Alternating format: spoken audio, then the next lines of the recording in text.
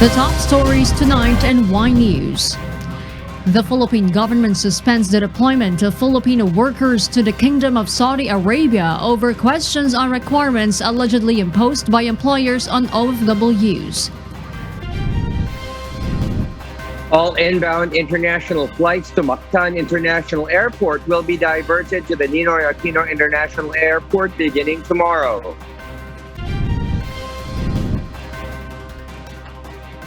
Outbound overseas Filipino workers and the immediate family members of Filipino healthcare workers are now part of the vaccination priority group.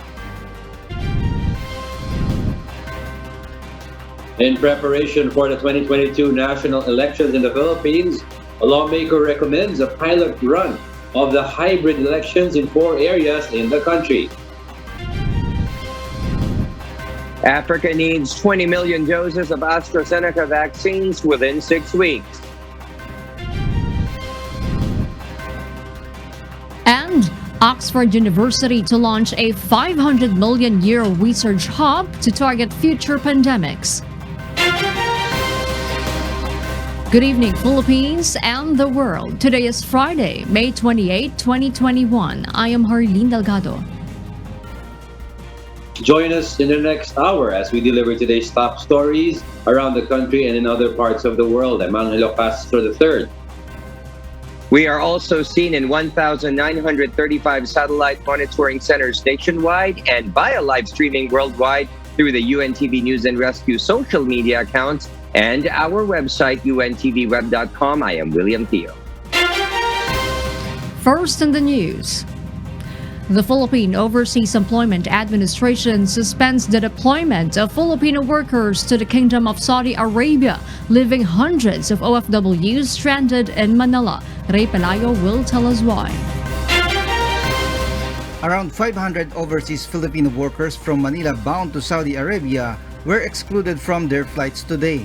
This after Labor Secretary Silvestre Bello III signed a memorandum to the Philippine Overseas Employment Administration ordering the temporary suspension of the deployment of OFWs to Saudi Arabia effective immediately.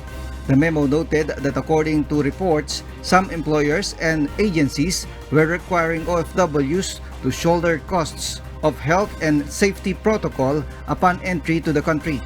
Passengers were fumed with anger after knowing they cannot leave the country to work abroad. Wala naman po abiso. Dito lang po kanina sa loob ng nung nakapasok na po kami ng immigration, tsaka na po namin nalaman na cancel daw po yung flight. Nagantay lang din po kami kung ano po yung sasabihin ng POA tsaka yung Dolly po mismo daw. Siyempre mag-aantay naman po kami kung kailan po ulit kami makakaalis. Ngayon lang po namin nalaman yung kaninang umaga lang po, hindi namin po alam, wala din po kami confirm sa agency po namin. Saka na namin nasa loob na po, na-cancel po yung flight namin. Flag carrier Philippine Airlines said that the government did not inform them of the deployment suspension beforehand. PAL spokesperson Shelo Villaluna, however, said that the situation was considered as force majeure, which means passengers can rebook their flight for free once the situation allows. Meanwhile, POEA Administrator Bernard Olalla assures that they will find ways to solve the problem. He added that the Overseas Workers Welfare Administration will cover the accommodation of food for OFWs stranded in Manila. Konting pasensya at konting sakripisyo kasi po ang ginagawa po natin ay para po sa kapakanan na nakararami. Lahat po tayo ay makikinabang dito, lalong-lalo na yung mga OFWs. Ray Pelayo, UNTV News and Rescue. We serve the people. We give glory to God. Beginning tomorrow, all international flights bound for Mactan Cebu International Airport will be diverted to Ninoy Aquino International Airport in Pasay City as part of the Philippine government's move to enforce strict border restrictions. Janice and Henta reports why. The Manila International Airport Authority or MIA assures the safe management of all passenger flights coming from Mactan Cebu International Airport. Executive Secretary Salvador Medialdea, in a memorandum dated May 17, directed government agencies to enforce current testing and quarantine protocols to inbound international travelers at all ports of entry, regardless of any specific protocols that may be issued by local government units. Such a directive from President Rodrigo Duterte was based on the recommendation of the Interagency Task Force for the Management of Emerging Infectious Diseases to protect national interest and prevent the further spread of COVID-19 in the country. According to MIA General Manager Eddie Monreal, they will use Terminals 1 and 3 for the arrival of an estimated 300 international travelers per day. Meron hong additional 3 flights per day na lalapag sa ating paliparan. So, maliit na bagay ho yun. Kita nga, maliit na bagay at kaya ho natin tanggapin at i-handle. MIA has also alerted their personnels who will take care of incoming passengers. Pagdating ho ng mga pasahero, i-guide ho yan ng airline. Nandyan din po ang tauhan ng one-stop shop at nandyan din ang mga tauhan natin. Pati na ho, kasama ho natin yung mga tauhan ng airline to guide them. They will go through the same process. Ang sasalo naman po sa labas niyan ay ang OWA na magdadala sa kanilang mga kanya-kanyang hotel. The new order affects 2 flights of the Philippine Airlines from Dammam, Saudi Arabia, which will arrive tomorrow and on May 31. Also, some flights of Cathay Pacific Emirates, Jin Air, Qatar Airways, and Scoot. Meanwhile, presidential spokesperson Harry Roque said international passengers to Cebu will undergo quarantine in Metro Manila. This is because the quarantine hotel rooms in Cebu are in full capacity. Roque added that this is only for a short period of time. Dahil nga po rerouted lahat ng flights, no, kinakailangan dito po sila mag-quarantine muna bago sila pauwi ng Cebu. Diverted Mactan international flights will last until June 5. Janice Inhente, UNTV, News and Rescue. We serve the people, we give glory to God. Meanwhile, the Philippine government refines the list of people included in Priority Group A4 of the country's COVID-19 vaccination program. Outbound overseas Filipino workers and the immediate family members of health workers are also now part of the top priority groups. Rosalie Cos explains why. The Interagency Task Force Against COVID-19 has approved the refined list of people included in the Priority Group A4 of the government's COVID-19 immunization program. This include workers from the private and informal sectors and self-employed who are required to be at their workplace physically outside their residences, as well as employees in government agencies, instrumentalities, government-owned and controlled corporations, and local government units. The government reiterates its appeal to those eligible to get vaccinated as early as possible. Ito po isang dahilan kung bakit kinakailangan yung mga pupwede na ay magpabakuna na po. We are racing against the new variants, no? At ito po ay dapat maging dahilan kung bakit paintingin pa natin yung mask, hugas, iwas. The government targets to start the vaccination of this cluster as well as the Priority Group A5 or indigent population in June. The IATF also approved the initial vaccine deployment for Priority Group A4 workers of the National Capital Region, Bulacan, Rizal, Metro Cebu, and Metro Davao. Meanwhile, outbound overseas Filipino workers for deployment are recategorized to Priority Group A1. Together with health workers, they are now considered top priority in the vaccination program of the government.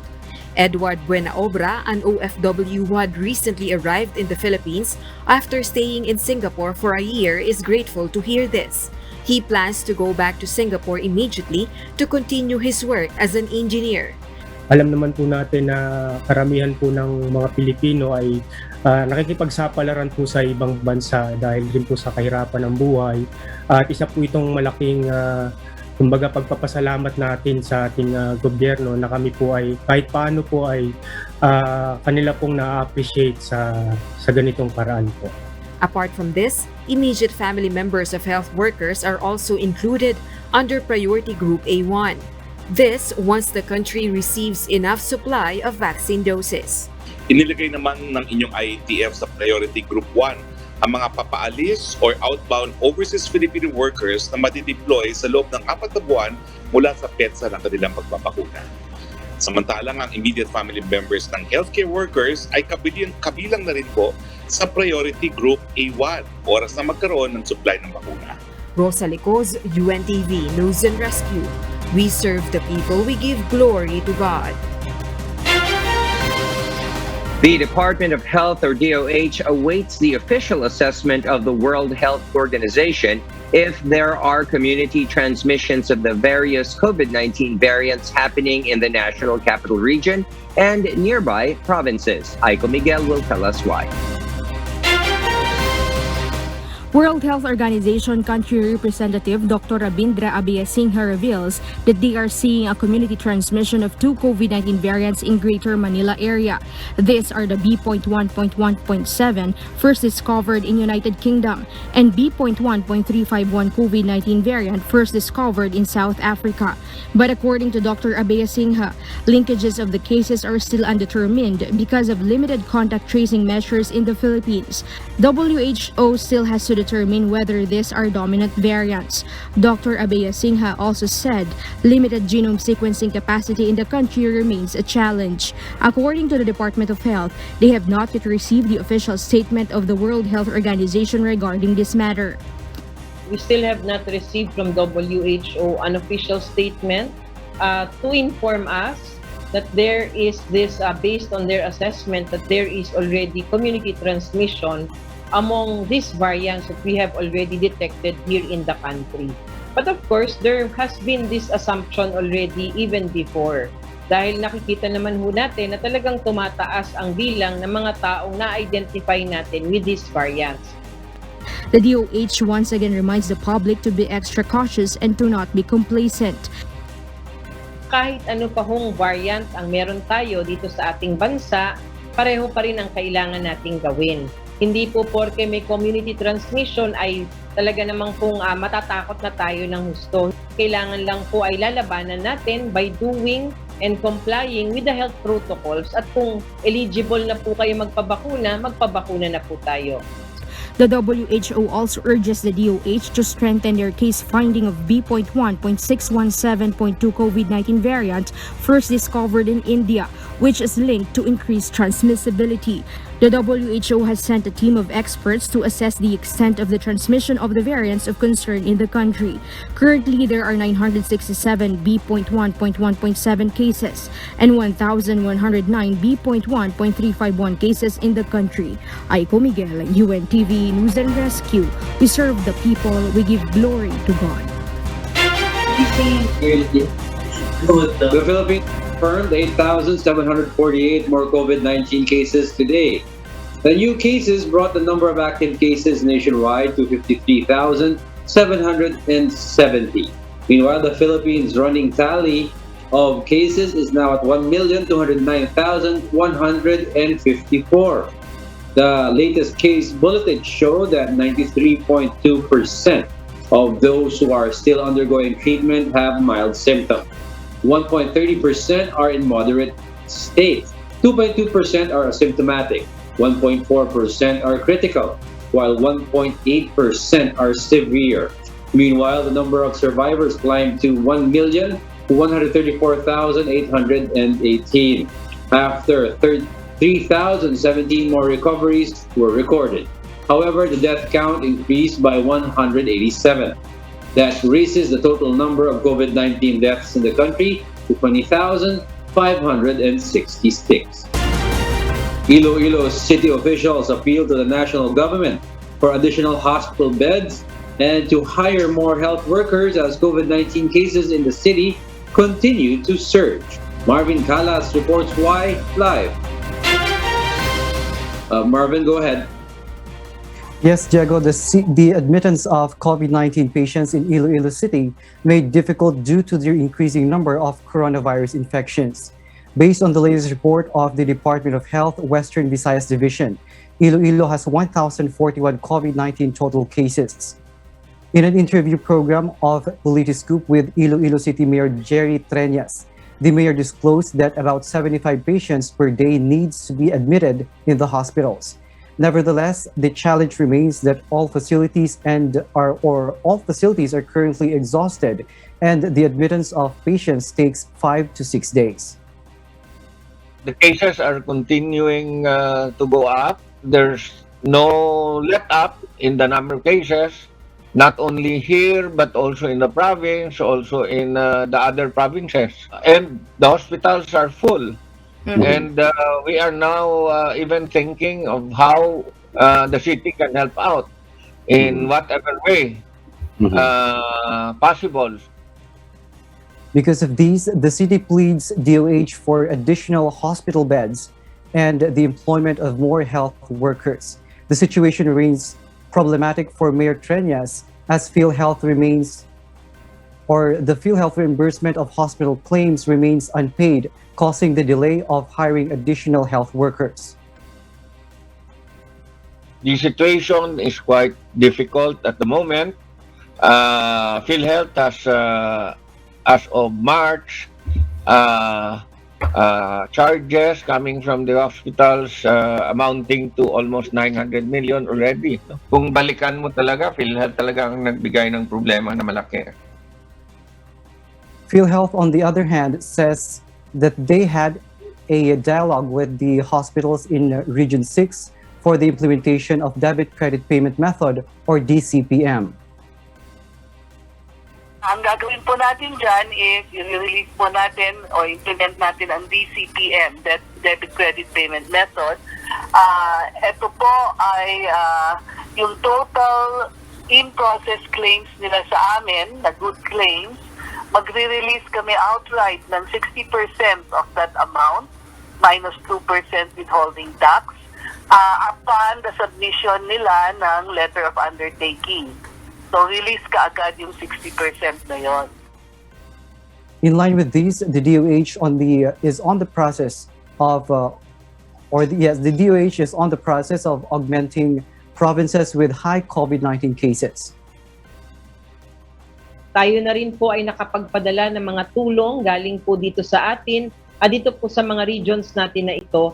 And also our National Task Force officials ay nakabisita na po sa ilan sa mga lugar na to para ma-check ang kanilang hospital healthcare system, makausap ang both public and private para po magkaroon ng expansion of beds dito sa mga lugar na to.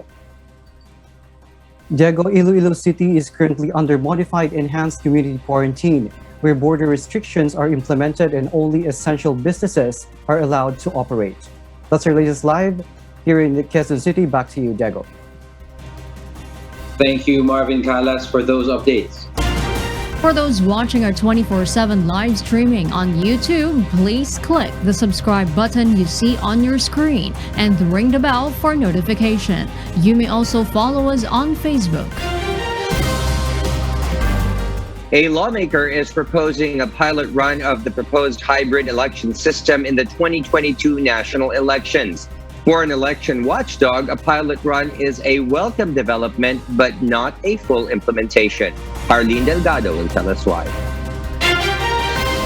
Senate Committee on Electoral Reforms Chairperson Amy Marcos is suggesting to run a pilot test in 4 areas of the proposed hybrid election system in the 2022 elections should it become a law. This as Senate Bill 1950, aiming for the conduct of a hybrid elections in the country, has been tackled in the Senate plenary.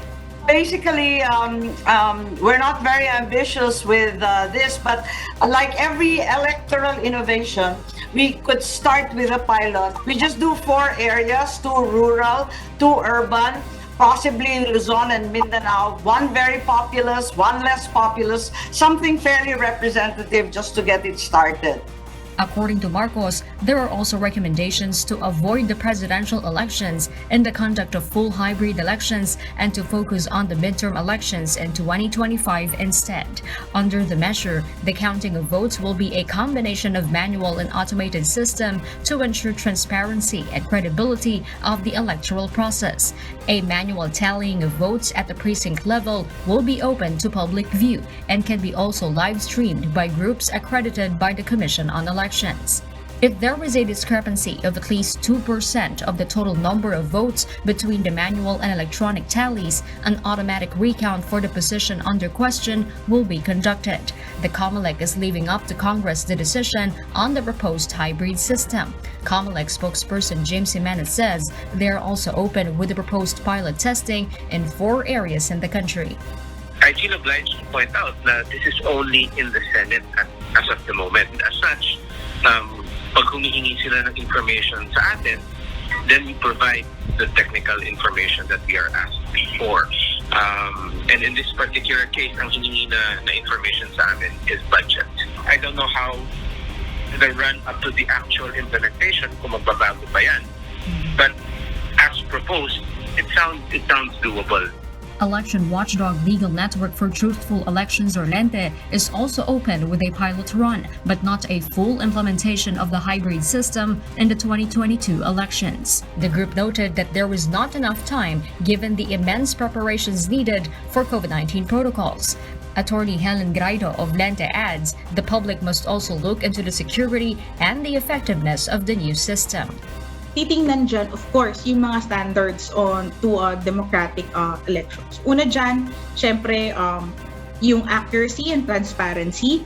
Right now kasi ang hybrid na pinapropose is may public viewing. Pero isa din sa dapat tingnan, yung ERs na yun, yung mga election returns na yun, kapag magkaroon ng variance, kapag magkaroon ng pagkakaiba, in general, dapat confident ang tao sa system na gusto nating ipairal. The COMELEC is set to release the new normal guidelines for the 2022 elections in the next 2 to 3 weeks, and extended voting hours is expected to be included in the new rules. The Commission says it will need an estimated 12 billion pesos for the conduct of the 2022 elections. Jorlene Delgado, UNTV News and Rescue. We serve the people, we give glory to God. A constitutional law expert insists that the lower house's move to amend the 1987 Constitution is out of the right procedure as well as untimely. Nel Maribuhok will tell us why. The House of Representatives moved to a step closer for the approval to amend the economic provisions of the 1987 Constitution. But according to Professor Connie Lavinia, a constitutional law expert, you cannot just amend or revise the Constitution through a resolution. The Constitution provides 3 modes of constitutional amendment. First, by Congress as a constituent assembly. Second, by Constitutional Convention. And third, through People's Initiative. If a constituent assembly, the Senate agrees to have a constituent assembly. So this is like just an ordinary resolution. It has no legal effect. Lavinia explained that the move to amend the Constitution is a serious matter as this may lead to abuse. If ever mag-convene yung Senate at House together ng constituent assembly, they can change anything in the Constitution. The lower house on Wednesday approved on second reading the resolution of both houses that amends the Constitution to empower Congress to relax the constitutional limits on foreign investments in the country. Lawmakers who pushes for the Chacha believes it will generate more jobs for the country through foreign investments. Lavinia insists that this is untimely and there are existing laws in the country that could address the current economic concerns. Irrelevant yung economic provision sa kung may darating ba dito na investors or not. Kasi yung China, yung India, yung Vietnam lalo na, mas stricto pa nga sila sa atin in terms of ownership of enterprises. But they allow, they have very good laws, better laws than ours, and that they're implementing. Some senators also shared the same sentiments regarding the economic chacha. According to Senator Franklin Drilon, the proposed Public Service Act, Retail Trade Liberalization Act, and Foreign Investment Act are already major bills designed to liberalize the country's investment climate without the need to amend the Constitution. Nel Maribuhok, UNTV News and Rescue, we serve the people, we give glory to God. A police officer was killed while 8 others were injured during an armed encounter with a communist group in Magsaysay, Occidental Mindoro today. According to a police report, forces of the Occidental Mindoro Provincial Police figured in a gunfight with an undetermined number of communist rebels at Sitio Banban in Barangay Nicolas around 10:30 in the morning. Authorities have yet to provide details on how and why the encounter transpired and whether there were casualties recorded from the side of the communist rebels. The National Task Force to End Local Communist Armed Conflict calls on the leadership of the lower house of Congress to conduct a joint committee hearing on different issues concerning alleged human rights violations done by government forces. Dante Amento tells us why. Anti-Communist Task Force spokesperson Undersecretary Joel Egco believes it would be fair to hear the positions of all parties involved in the issue of alleged human rights violations. Undersecretary Egco stresses that there should be a joint House committee hearing that would include a committee on the welfare of children. The Makabayan bloc in the lower house of Congress has filed a resolution which aims to condemn the alleged abuses done by government forces.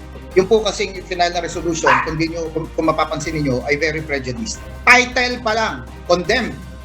So that resolution was framed as much as it would like to readily impute, diba, guilt on the government, on the law enforcement agencies that who conducted the operations.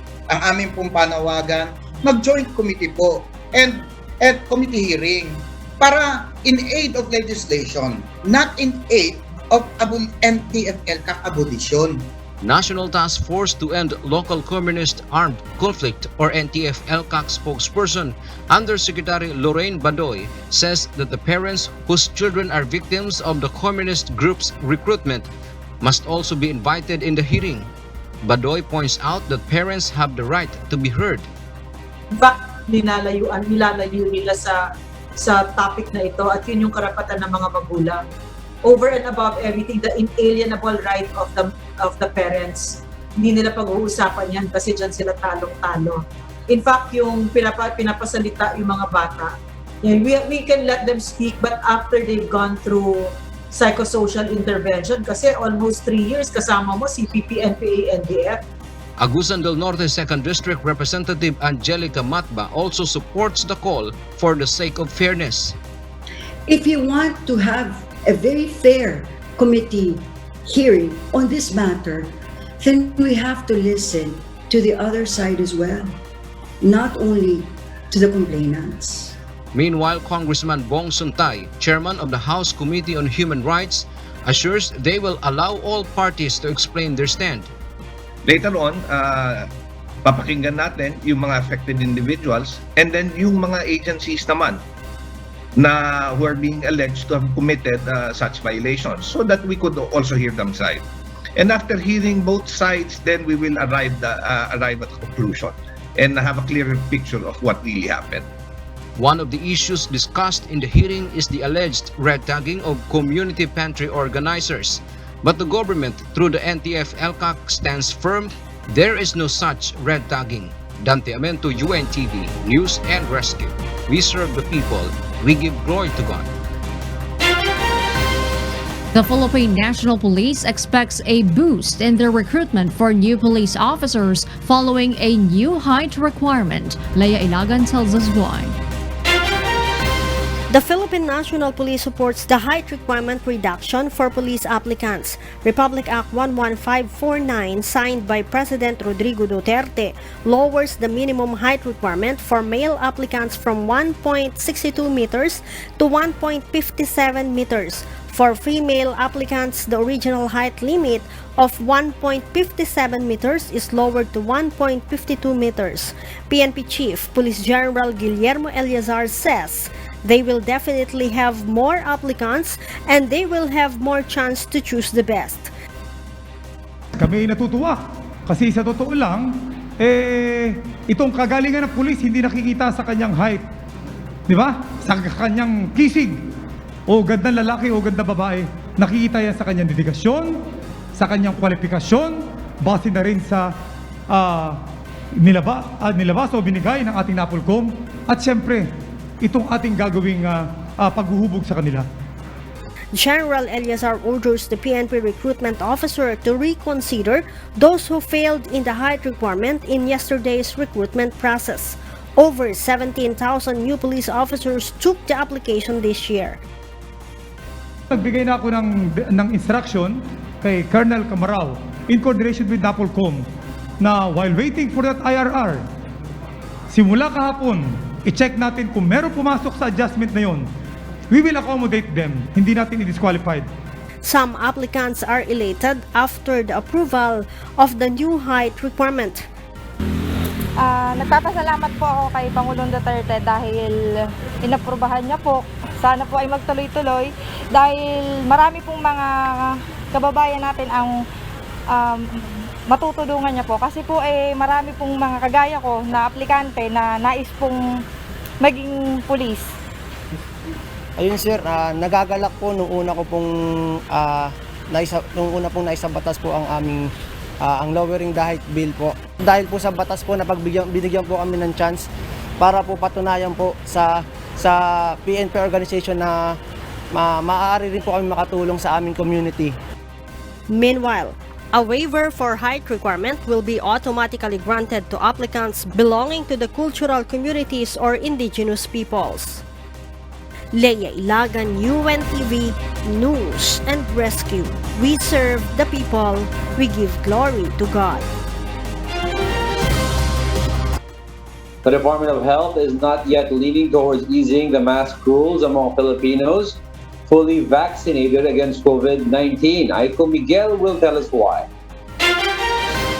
The Health Department, together with the Interagency Task Force Against COVID-19, will look into the recommendation allowing vaccinated Filipinos ditch their mask. But according to the DOH, there are other factors that must be considered aside from COVID-19 vaccination like healthcare utilization. Currently, there are over 4 million vaccinated Filipinos, but this still is few compared to the government's target to inoculate 70% of the Philippine population. Bagamat marami na sa atin ang nakakapag 2 doses, naka 1 milyon na po tayo, pero pag tinignan ho natin ito versus the complete or total population of the Philippines, malayo pa po tayo para magkaroon tayo ng ganitong proteksyon para po sa buong populasyon natin. And they say we can achieve this through herd immunity, pero alam naman natin na matagal pa ho natin yan makakamit.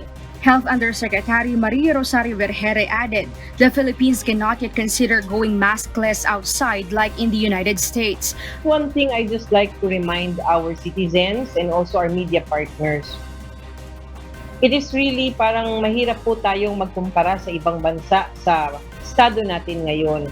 Kung sa Estados Unidos po, sila po ay nagkaroon na ng polisiya na pwede nang hindi mag-mask kapag nasa labas, tayo po dito, hindi pa rin ho natin yan makonsidera kasi yun pong rate ng vaccination natin, hindi naman po pareho dun sa Estados Unidos. Marami na ho silang nabakuna ang mga kababayan nila.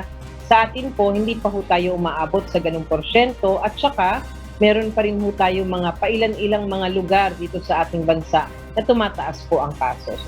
The World Health Organization even said that vaccinated people should continue wearing face masks, especially in areas with high transmission of COVID-19 infection. Aiko Miguel, UNTV News and Rescue. We serve the people, we give glory to God. COVID-19 vaccination for Olympics and SEA Games bound delegates was initiated today. Filipino athletes, on the other hand, say that this will help in their preparation for the international sports events. Asher Cadapan Jr. tells us why live. Yes, Asher? Arlene, about 700 athletes were expected to take their first dose of Sinovac vaccine today to give themselves more protection against COVID-19. This is while they try to intensify their trainings for the upcoming Tokyo 2020 Olympics and the 31st Southeast Asian or SEA Games this year. Some share the challenges they experienced in preparing for the international sports event amid all the restrictions related to the pandemic.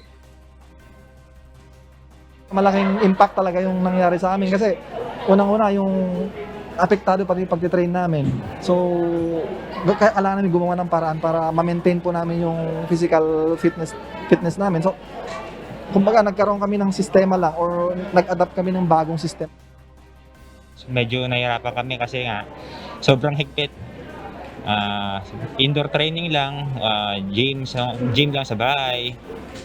Yun. Ngayon, nakakalayo-layo na kami sa probinsya. Pag dito sa Manila, mahigpit talaga.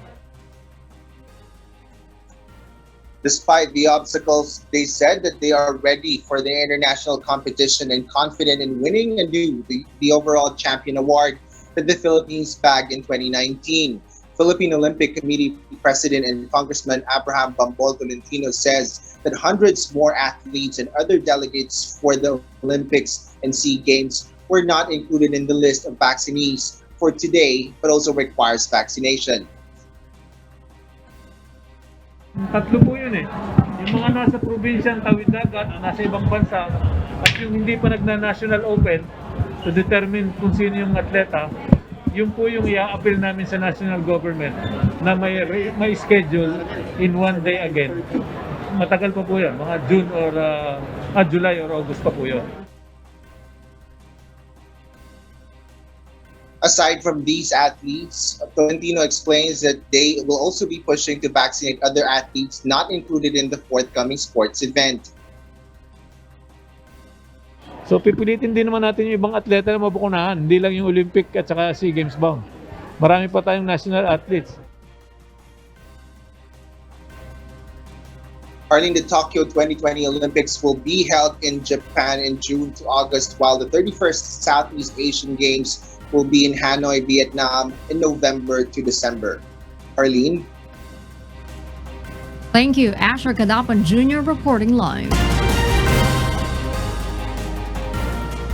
The Department of Health approves the initiative of some local government units to implement incentive programs to encourage their constituents to get vaccinated against COVID-19. JP Nunez explains why. Barangay Sukat in Muntinlupa City recently launched a raffle promo to give 25 kilos of rice incentives to residents that will get vaccinated against COVID-19. While in Las Piñas City, residents who are vaccinated will be given a raffle promo where they will have a chance to win 5,000 worth of grocery items, a motorcycle, and a brand new house and lot. San Juan City Mayor Francis Zamora is also eyeing to launch an incentive program next week for his constituents. Yes, anything naman that can entice or encourage people to vaccinate, malaking bagay yan. You can be as creative as possible. So it's basically about creativity. Kung ano yung mga paraan na magagawa nyo para hikayatin ang iyong mga mamamayan na magpabakuna. Of course, all within the bounds of law. However, some residents prefer the benefits of the vaccine than the promo. Ang raffle po hindi ho mahalaga yan. Ang pinakamahalaga po sa akin ay magbakunahan ako sa lalong madaling panahon. Dahil alam ko, ang bakunang may bibigay sa akin, yun ay sapat na para maging proteksyon ng aking katawan. Nagpabakuna ako dahil sa kinakailangan kasi ito lang ang natatanging protection natin against COVID. Hindi nang dahil sa incentive kasi actually hindi ko nga alam na mayroong incentive, pero ganun pa man kung meron man, kung akong manalo, di siyempre i-wave ko na lang yon para doon sa iba. The Department of Health welcomes the initiative of LGU, saying that the strategy can persuade more people to get the jobs. Meron pa rin hong ibang klaseng incentives na naiisip ang gobyerno na magpapalabas po tayo ng guidelines at information kapag nabuo na ho natin ang konsepto. Providing incentives is part of the strategic way of persuading people. Kasama ho yan dun sa tinatawag natin na persuasion na strategy wherein you give incentives so that people can be encouraged to comply. Verhaire added that the DOH is also eyeing to come up with an incentive program. JP Nunez, UNTV, News and Rescue. We serve the people. We give glory to God.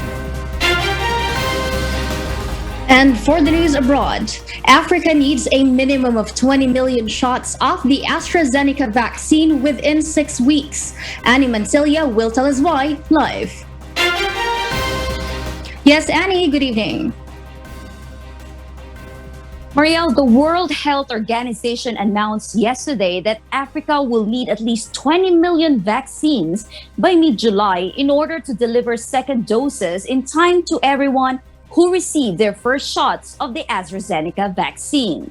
World Health Organization Regional Director for Africa, Dr. Matshidiso Moiti, said that Africa needs vaccines now and that any pause in their vaccination campaigns will result to lost lives and lost hope. Africa needs vaccines now. Any pause in our vaccination campaigns will lead to lost lives and lost hope. In addition to this, the WHO further emphasized the need for another 200 million doses of any emergency use listed COVID-19 vaccine in order to vaccinate 10% of the continent's population by September 2021. The WHO also highlights the importance of administering the full course of the vaccine with an 8 to 12 week interval, which will give recipients 8% protection for an extended period. Africa's vaccination campaigns have been held up by the export ban imposed by India, which is the main supplier of the AstraZeneca vaccine to UN's COVAX scheme. Meanwhile, the European Union is targeting to deliver more than 100 million doses of COVID-19 vaccines to Africa by the end of the year. Marielle? Thank you, Annie, for that live report. Russia has denied entry to 2 European airlines because they plan to avoid flying over Belarus to get to Moscow. Air France and Austrian Airlines have both had to cancel services after their flight plans were rejected by Russia. EU leaders asked European carriers to avoid Belarusian airspace this week after a Ryanair plane was forced to divert and land in Minsk on Sunday. Belarusian dissident journalist Roman Protasevich and his girlfriend were then arrested. The UN Civil Aviation Agency has said it will launch a fact-finding investigation into Belarus's actions and whether there had been any breach of the international aviation law. Oxford University is launching a €500 million research hub to use the lessons learned from COVID-19 and the fight against future pandemics. Marvi Delfin will give us the details live. Yes, Marvi, please go ahead. Marielle, Oxford University today announced the launch of a new center of global research called the Pandemic Sciences Center, which aims to bring together interdisciplinary knowledge from academic, industry, and public health bodies from around the world. The center's mission was to ensure that the world is better equipped to create global and equitable science-driven solutions to prepare for, identify, and counter future pandemic threats. The birthplace of the AstraZeneca vaccines say they also want to provide solutions for worst-case scenarios, such as a virus with a 50% mortality rate. The university highlighted how the coronavirus pandemic has shown the need for a more collaborative approach to preparedness and how such an alliance can create spectacular advances. With this in mind, the center will seek to form connections with experts in and around Britain, as well as in other countries, in hope of avoiding the disjointed policies and international competitions that slowed the COVID-19 response. The university will approach philanthropists, corporate partners, and governments for the €500 million investment.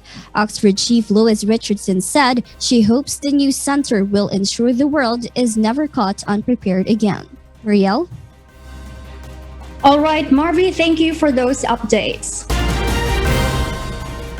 And those are the reasons behind the news in other parts of the globe. I am Maria Latoza, live from Perth, Australia. Good evening. The stars of the sitcom Friends came together again to look back at the show that became a pop culture phenomenon, dominating television from the 90s up to now. May Viandog has the story. After 17 years, the cast of American comedy sitcom Friends get together for a reunion.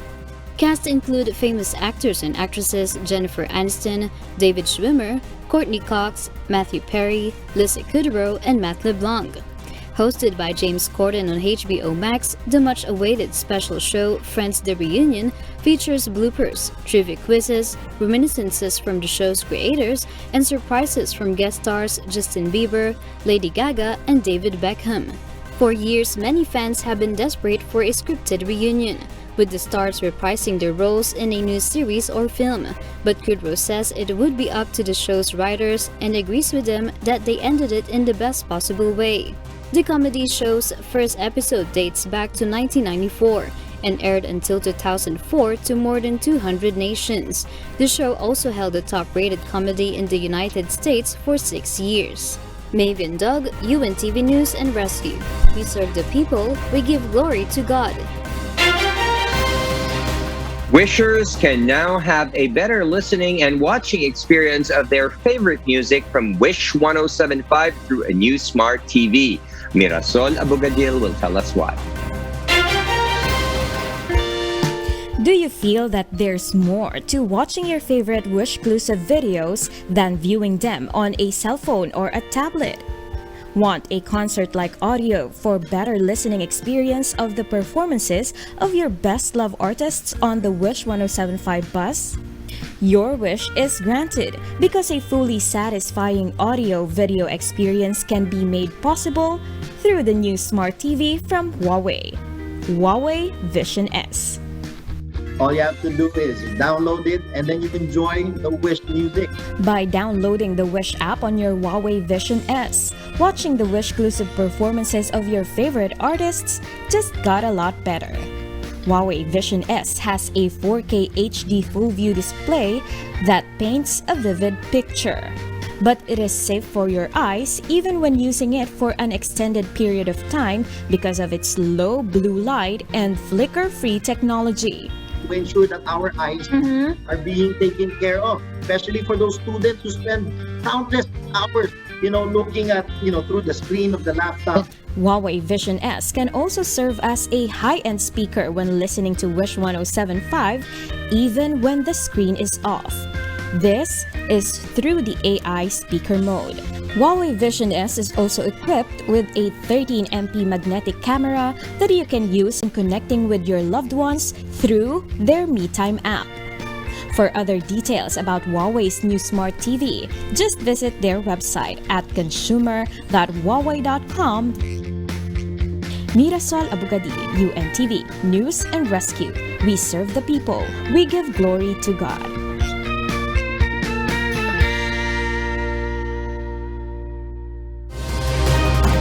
And those are the reasons behind the news, May 28, 2021. I am Harleen Delgado.